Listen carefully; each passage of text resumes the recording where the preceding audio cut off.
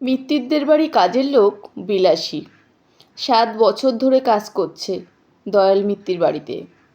বিলাসী দিনে 2বার কাজে আসে এই মিত্তির বাড়িতে।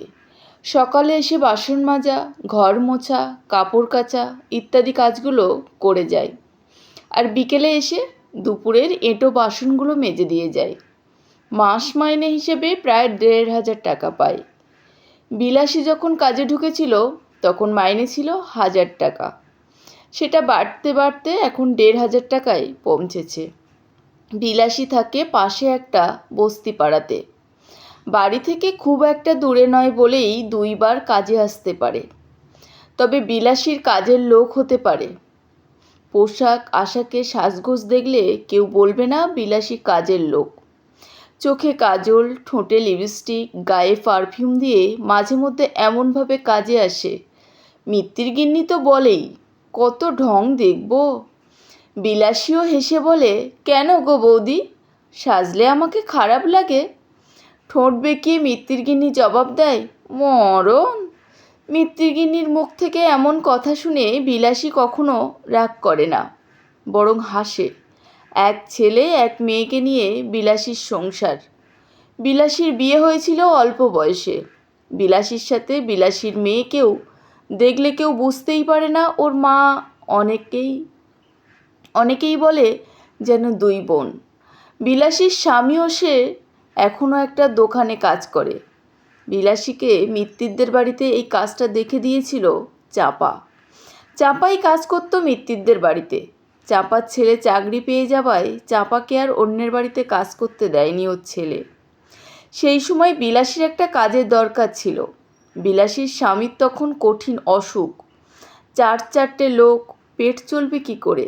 স্বামী অসুস্থ হয়ে বাড়িতে বসে। বিলাসীর এমন অবস্থা দেখে চাঁপাই বলেছিল, বিলাসীদি, তুমি আমার কাজটা ধরে নাও, মাসিটি গেলে 1,000 টাকা করে পাবে। যদি রাজি থাকো তাহলে জানিও, আমি কথা বলে চলে আসব। এই তো এই মাসটা শেষ হতে চলল। আমি যখন কাজটা ছেড়ে দিচ্ছি, তুমি 1 তারিখ থেকেই কাজে ঢুকে যাও। ওই সময়টায় চাঁপা খুব উপকার করেছিল। বিলাসীর 1,000 টাকাই বা কম কোথায়? সেই থেকেই বিলাসী কাজ করে চলেছে দয়াল মিত্রের বাড়িতে। তো সেদিন বিলাসীর কাজে এসে এঁটো বাসনগুলো মাজতে মাজতে বলল, বৌদি, মাইনাটা একটু বাড়াতে হবে। 1,500 টাকায় আজকাল আর হয় না। আবার মাইনে বাড়াবো বলিস কি? 1 বছর আগেই তো 200 টাকা বাড়িয়েছি, আমি আর বাড়াতে পারবো না। সে বললে কি হবে গো বৌদি, তুমি দাদাকে বলো একটু বাড়াতেই হবে, না হলে চলবে না। বেশ, তোর দাদাকে বলে দেখব, তবে মনে হয় বলেও কিছু লাভ হবে না। মিত্তির গিন্নি রাতের বেলা খেতে বসে কর্তার কানে কথাটা তুলল, জানো বিলাসী কি বলেছে? কি আবার? মাইনে বাড়াতে হবে। ও যদি বলে থাকে তাহলে বাড়াতে হবে। বছরখানেক তো হয়েই গেল, সামনের মাস থেকে আরও 200 টাকা নয় বাড়িয়ে দিও। তোমার মাথা খারাপ হয়েছে? 200 টাকা কম নাকি? আমি 200 টাকা বাড়িয়ে দিই, আর ওদিকে বিলাসী সাজগোজের বাহার করুক। একবারটি তাকিয়ে দেখেছো কেমন সাজের বাহার? কেউ বলবে ওকে যে ও কাজের লোক? যেভাবে কাজে আসে মনে হয় যেন সরকারি দপ্তরে চাকরি করে। আদিক্ষেতা দেখলে আর বাঁচি না। যখন লকডাউন চলছিল সবাই কাজের লোক ছাড়িয়ে দিয়েছিল, আমি তো ছাড়িয়ে দিইনি। যে কদিন কাজে এলো না আমি ঘরে বসিয়ে মাস মাইনে দিয়ে গেছি। এরপরেও বলে কি করে? দেখো, রিক্তা ওই লকডাউনে কত মানুষেরই তো বসে গিয়েছিল। আমরা যদি ওই কাজের লোকেদের মাইনে কেটে নিতাম, এটা কি ভালো দেখাতো? পেট তো কথা শুনতো না। ওদের চলতো কি করে বলো তো? সে তো বুঝলাম, কিন্তু বিলাসীর বাহার দেখলে আমার গা জ্বলে। তাছাড়া ওর আবার খরচ কি? প্রতিদিন কত খাবার আমি দিয়ে দিই, সেটা তো পুটলি করে বেঁধে বাড়িতে নিয়ে যাই। খাবার দিতে আমি ভুলে গেলেও কিন্তু মনে করে ঠিক চেয়ে নেবে। ন্যাকামো করে বলবে, বৌদি আজ কিছু দেবে নাকি? আমি বাবু দিয়েই দিই, ভাবি গরিব মানুষ, এখান থেকে খাবার নিয়ে গিয়ে ওকে তো রান্না করতেই হয় না। বাড়িতে বর আর ছেলে এমনিতেই বাড়িতে থাকে না, মা আর মেয়ে, ওতেই রাতের খাবার হয়ে যায়। ওর আগের এই স্বভাবটা ছিল না, এখন এই কীর্তিটা করছে। যতই হোক, ওর ছেলেটা এখন রোজগার করে, বড় দোকানে কাজ করে, মাসে 1,000-5,000 টাকা পাচ্ছে। তো এরপর যদি মাইনে বাড়াতে বলে, আমার পক্ষে সম্ভব নয়। আমি কাল মুখের উপর বলে দেব, তোর দাদা বলেছে মাইনে বাড়াতে পারবে না। তুমি আমার নামটা না করেই নিজেই বলো কথাটা। আমি মনে করি 200 টাকা বাড়ালে এমন কিছু ক্ষতি হতো না। তোমাকে ভাবতে হবে না, আমি ঠিক বুঝিয়ে বলে দেব। বাজে খরচ হতে দেব না। এই তো বাড়িতে কাল লোকজন আসবে, ভালো মন্দ রান্না হবে। তুমি কাল বাড়িতে থেকে দেখতে পাবে কেমন সব বেঁধে গুছিয়ে নিয়ে যাচ্ছে। দয়ালবাবু কথা না বাড়িয়ে বলে, তোমার যা মন চায় তাই করো। আমার খাওয়া শেষ হলো, আমি উঠি এবার। পরের দিন সকালে বিলাসী এসে যাবতীয় কাজ করে দিয়ে চলে গেল। কিন্তু বিকেলে কাজে এসে বিলাসী আবার মাইনে বাড়ানোর কথাটা তুলল। একটু মেজাজ নিয়ে মিত্তির গিন্নি জানিয়ে দিল, 1 টাকাও বাড়াতে পারবো না।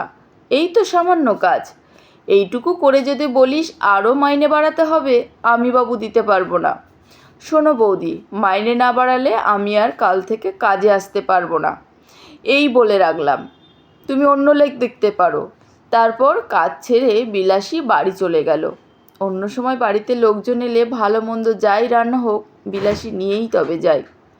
কিন্তু সামান্য কথা কাটাকাটিতে কিছু না নিয়েই বিলাসী চলে যাওয়া দেখে মিত্তির গিন্নি কর্তাকে বলে উঠল, কেমন তেজ দেখলে? আমি ওর জন্য খাবার তুলে রাখলাম আর ও না নিয়েই চলে গেল। আরে ঠিক আছে, ওর রাগ কমলে কাল ঠিক নিয়ে যাবে, তুমি ফ্রিজে রেখে দাও। পরের দিন সকালে বিলাসী সত্যিই কাজে এলো না। মিত্তির গিন্নি আরও রেগে গেলেন। বাড়িতে লোকজন আসলে বাসনকোসন একটু বেশিই লাগে। সকাল থেকে নিজে হাতে সব কাজ করছেন আর গজগজ করতে বললেন, সত্যি আর কাজে রাখবো না ওকে। জেনে শুনেও কাজে এলো না, আবার এদিকে মোবাইল সুইচ অফ করে রেখেছে। গিন্নির গজগজ শুনে দয়ালবাবু বললেন, তোমাকে বলেছিলাম 200 টাকা বাড়িয়ে দাও, আর তুমি শুনলে না। আমার মন বলছে বিলাসী বিকালে ঠিক আসবে, দেখে নিও। বিকেল গড়িয়ে সন্ধে হয়, বিলাসীর দেখা নেই। পরের দিন সারাটা দিন চলে গেল, বিলাসী কিন্তু কাজে এলো না। তার পরের দিন রবিবার, দয়ালবাবুর অফিস ছুটি। সকালে চা খেতে দয়ালবাবু বললেন, কি ব্যাপার বলো তো? বিলাসী তো এখনও এরকম করে না। এর আগে কতবার বলে গেছে কাল থেকে আসবো না, পরের দিন হাসতে হাসতে বাড়িতে ঢুকেছে। রিক্তা, আমার মনে হয় ওর বাড়িতে গিয়ে খোঁজটা নিয়ে আসি। এমনিতেই মাস শেষ হয়ে গেছে, মাইনেটা দিয়ে আসা হবে, খোঁজ নেওয়াটাও হবে। তুমি বরং চলো আমার সঙ্গে। সেই সাত সকালে তার থেকে বরং রান্নাটা সেরে নিই। দুপুরে 12টার দিকে গেলে ওর বাড়িতে থাকবে। এমনিতেই সাতপাড়া ঘুরে বেড়ানোর স্বভাব। রান্নাবান্না ছেড়ে দুপুরের দিকে চলে যাই বিলাসীর বাড়িতে। বিলাসীর 2 কামরার ঘর, কদিন আগেই ছাদ ঢালাই হয়েছে। ভাত ফুটছে, যেমন গন্ধ বেরোয় সেরকম একটা গন্ধ চারিদিকে ম করছে। তখন বাড়ির বাইরে বস্তির 5-7টা লোক আর 2-1টা বাচ্চা ঘোরাফেরা করছে। দয়ালবাবু বাইরে থেকে ডাক দেয়, বিলাসী, বিলাসী আছিস? পাশের রান্নাঘর থেকে বিলাসী বাইরে এসে বলে, আরে বৌদি, দাদা, তোমরা ভিতরে এসো। না না, ভিতরে যাব না, 2 দিন হলো কাজে যাসনি, ভাবলাম আজ রান্নাবান্না না করে বিলাসীর বাড়িতে গিয়ে খেয়ে আসি। তোর বৌদি আমাকে বলেছে আজ ওখানেই খাওয়া দাওয়া করব। কি যে বলো দাদা, এ তো আমার পরম সৌভাগ্য। আমার দাদা বৌদি আজ আমার বাড়িতে খাবে, এর থেকে বড় কথা আর কি আছে? দয়ালবাবু রান্নাঘরে উঁকি মেরে দেখে উনুনে একটা বড় হাঁড়িতে ভাত ফুটছে। একটুখানি অবাক হয়ে জিজ্ঞেস করে, তোরা মা মেয়ে মাত্র 2 জনে ভাত খাবি, তা এত বড় হাঁড়িতে রান্না করছিস? বিলাসী হেসে উত্তর দেয়, আমার কি ছোট্ট সংসার? বিলাসীর সংসার আজ 10 জন খাবে। মিত্তির গিন্নি অবাক হয়ে বলে, 10 জন? তোরা আবার 10 জন কোত্থেকে এলো? ও মা, এই তো বাইরে ঘোরাঘুরি করছে। যাদের দেখছো ওদের জন্য সপ্তাহে একদিন বড় হাঁড়ি বসে। তখন লকডাউন চলছিল, বস্তির অনেক মানুষের কাজ ছিল না, তখন আমি সপ্তাহে 3 দিন করে ওদের খাওয়া দাওয়া দিতাম। ভগবানের কৃপায় আর তোমাদের আশীর্বাদে আমার অভাব নেই। আমার ছেলে বলে, মা তুমি কাজটা ছেড়ে দাও। আমি ভাবি কাজটা ছেড়ে দিলে দিতেই পারি, কিন্তু ওখান থেকে তো কিছু আসে। জানো দাদা, এই বস্তির মানুষগুলোর জন্য বড় মন কাঁদে আমার। সব দিন ওদের কাজ থাকে না, দেখতেই তো পাচ্ছ কী অবস্থায় ওরা থাকে। অনেক অনেক গরিব আছে ওদের মধ্যে, ওদের জন্য একটু করার চেষ্টা করি। সেই লকডাউনের সময় থেকেই আমার অন্নপূর্ণার ভাণ্ডার চলছে। তখন 3 দিন চলতো, এখন 1 দিন। ওদের জন্য একবেলা যদি জুগিয়ে দিতে পারি এটাই অনেক। এখন আমার ছেলেও কিছু দেয়, ওতেই চলে। সপ্তাহে 1 দিন মাছ ভাতের ব্যবস্থা করি, আবার কখনো কখনো সপ্তাহে মাংস ভাতও খাওয়াই। শোনো না বৌদি, আজ বিকালে কাজে যাব, শরীরটা খারাপ ছিল বলে যেতে পারিনি। সেই যে তোমার বাড়ি থেকে এলুম, সেই সন্ধ্যে থেকে আমার ধুম জ্বর। 2 দিন বিছানা ছেড়ে উঠতেই পারলাম না। আর এমন কপাল, এই সময়তেই মোবাইলটাও গেল খারাপ হয়ে। মোবাইলটাও হাত ফসকে গিয়ে বালতির জলে পড়ল, সেই থেকেই খারাপ হয়ে পড়ে আছে। তাই আর ফোন করে উঠতেও পারিনি। কিছু মনে করো না। কথাগুলো শোনার পর মিত্তির গিন্নির কী যে বলবে ভেবে পায় না। বিলাসীর বাইরে সাজগোজের আড়ালে যে এত বড় মন, সেটা দেখে অবাক হয়ে যায় দুজনেই। কী যে বলবে সেটাই ভাবছে তখন মিত্তির গিন্নি। যেন নিজের কাছেই নিজেই ছোট হয়ে যায়।